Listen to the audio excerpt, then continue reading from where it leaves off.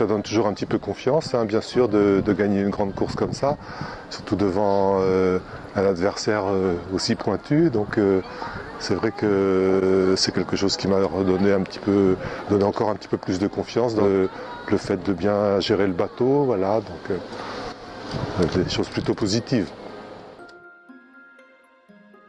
Alors c'est vrai que ça a duré longtemps, mais on avait des choses, il y avait quand même des problèmes de structure, on a fait intervenir le chantier multiplace, il y avait pas mal d'électronique, il y avait vraiment sur tous les plans, il fallait fiabiliser le bateau, on a changé les filets, pareil ça c'est des mois de mise en place pour réussir à avoir les filets, les mettre en tension, etc.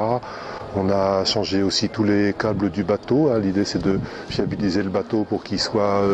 on a quand même quelque chose comme 25-30 000 milles à faire l'année qui vient, cette année-là, dans les mois qui viennent. Donc il fallait être sûr qu'il y ait la meilleure fiabilité de notre côté.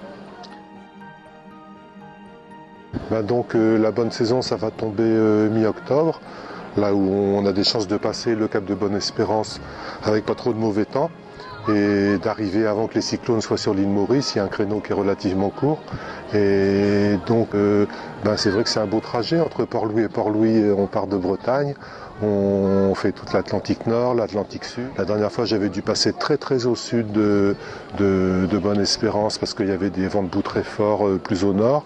Là j'espère avoir une route un petit peu plus favorable, un petit peu plus courte, et à partir de Port-Louis on passera donc en navigation équipage pour le reste des trajets. Il y a depuis l'île Maurice jusqu'à Singapour, depuis Singapour au Vietnam, Vietnam-Shanghai, Shanghai-Hong Kong, et là où il y aura, je dirais, le temps de référence existant qui est difficile à battre, ça va être Hong Kong-Londres, qui est détenu par Giovanni Soldini.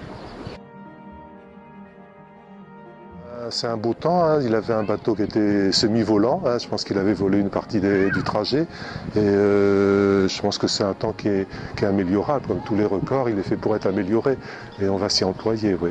Les records tout court c'est passionnant et c'est vrai qu'un trajet comme Hong Kong-Londres c'est fabuleux, hein. C'est un trajet qui a plein d'histoires, c'était les grands voiliers qui se tiraient la bourre pour revenir le plus vite possible sur l'Europe, enfin, c'est des trajets empreints d'histoire et que en dehors du côté régate, c'est vrai qu'il y a une dimension historique qui est intéressante.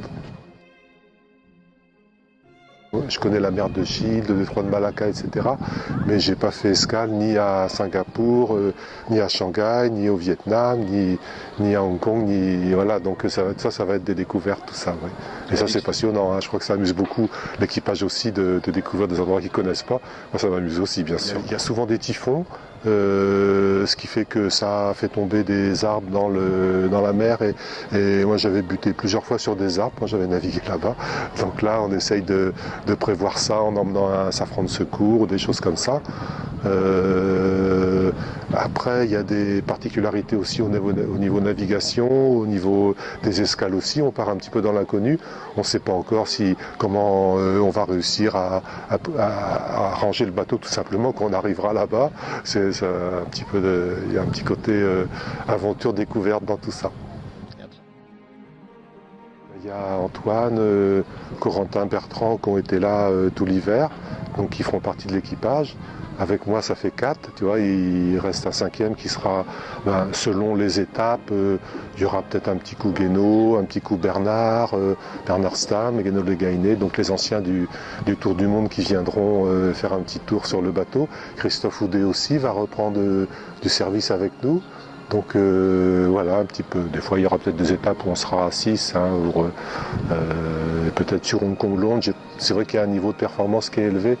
C'est sûr que sur le bateau, on sera pour un trajet long comme ça, on sera peut-être mieux à 6 qu'à 5.